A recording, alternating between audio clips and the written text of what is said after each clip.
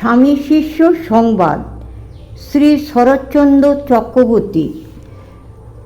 স্থান আলমবাজার মঠ, বর্ষ 1897 খ্রিস্টাব্দ।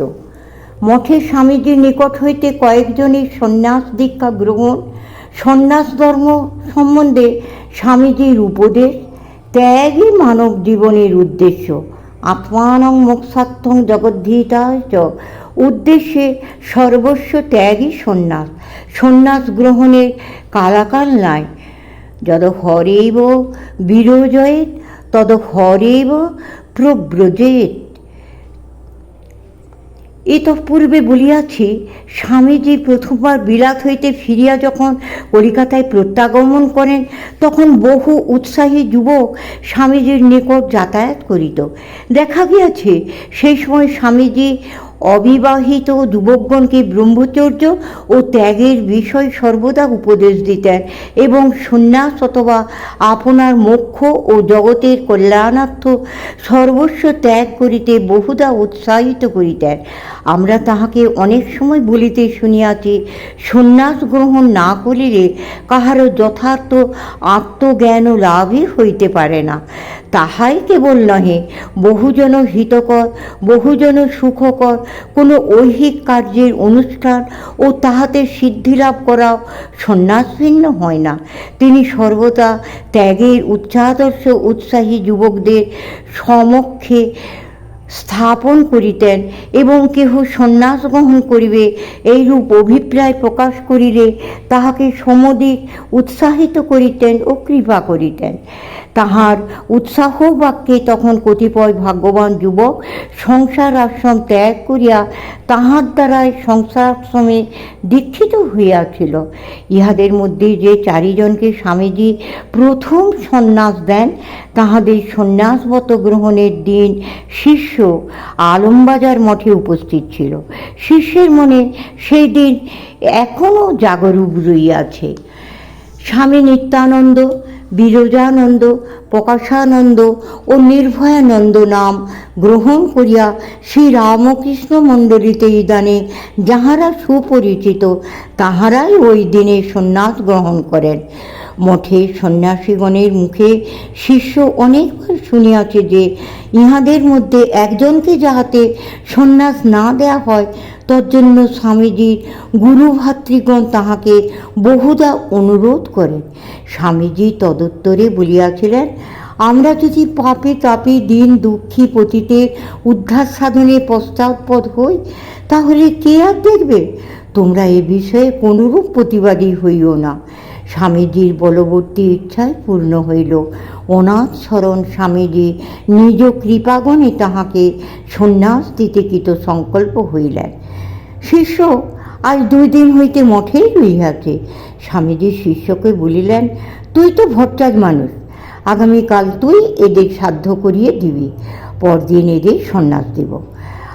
আজ পাঁজি পুঁথি সব পড়ে শুনে দেখে নিস। শিষ্য স্বামীজির আজ্ঞা শিরোধার্য করিয়া লইল। সন্ন্যাস গ্রহণের পূর্বদিন সন্ন্যাসব্রত ধারণে কৃতনিশ্চয় উক্ত ব্রহ্মচারী চতুষ্টয় মস্তক মুণ্ডন করিলেন। গঙ্গা স্নানান্তে শুভ্র বস্ত্র পরিধান করিয়া স্বামীজির পাদপদ্ম বন্দনা করিলেন এবং স্বামীজির স্নেহাশীর্বাদ লাভ করিয়া সাধ্য করিবার জন্য উৎসাহিত হইলেন।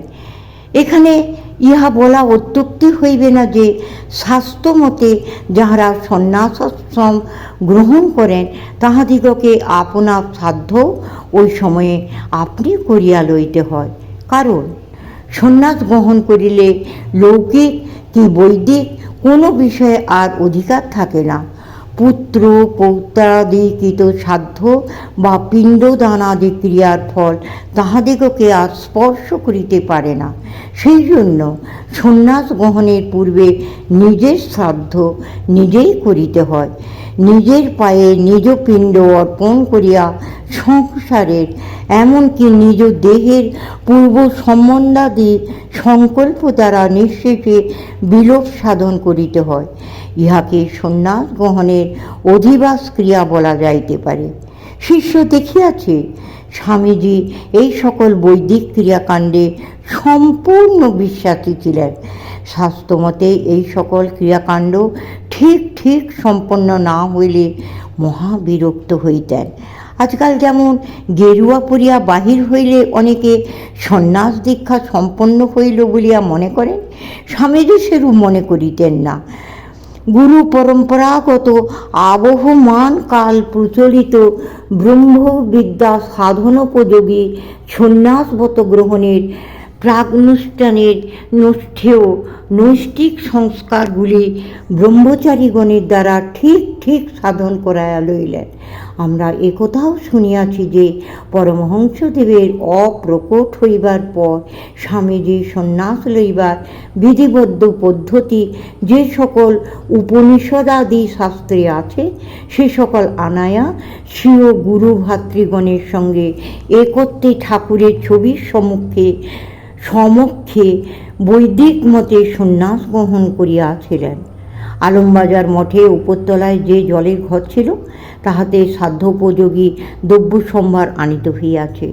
স্বামী নিত্যানন্দ পিতৃপুরুষের সাধ্যক্রিয়া অনেকবার করিয়াছিলেন, সুতরাং আবশ্যক দ্রব্যাদি জোগাড়ের কোনো ত্রুটি হয় নাই। শিষ্য সানান্তে স্বামীজির আদেশে পৌরোহিত্য কার্যে ব্রতী হইল। মন্ত্রাদি যথাযথ পঠন পাঠন হইতে লাগল। স্বামীজি একবার আসিয়া দেখিয়া যাইতে লাগলেন। সাধ্যান্তে সকল ব্রহ্মচারী চতুষ্টয় নিজ নিজ পিণ্ড নিজ নিজ পদে অর্পণ করিয়া আজ হইতে সংসার সমক্ষে মৃতবৎ প্রতীয়মান হইলেন। শিষ্য তখন নিতান্ত ব্যাকুল হৃদয় হইল, সন্ন্যাসের কঠোরতা স্মরণ করিয়া মুহ্যমান হইল। পিণ্ডাদি লইয়া যখন ইহারা গঙ্গায় চলিয়া গেলেন, তখন স্বামীজির শিষ্যের ব্যাকুলতা দর্শন করিয়া বলিলেন, এসব দেখে শুনে তোর মনে ভয় হয়েছে না রে? শিষ্য নতমস্তকে সম্মতি জ্ঞাপন করায় স্বামীজি শিষ্যকে বলিলেন, সংসারে আজ থেকে এদের মৃত্যু হলো, কাল থেকে এদের নতুন দেহ, নূতন চিন্তা, নূতন পরিচ্ছদ হবে। এরা ব্রহ্মচর্যে প্রদীপ্ত হয়ে জ্বলন্ত পাবকের ন্যায় অবস্থান করিবে। ন ধনেন ন চেজ্জয়া ত্যাগে নৈকেন অমৃতত্ব মাননসু। স্বামীজির কথা শুনিয়া শিষ্য নির্বাক হইয়া দাঁড়াইয়া রহিল।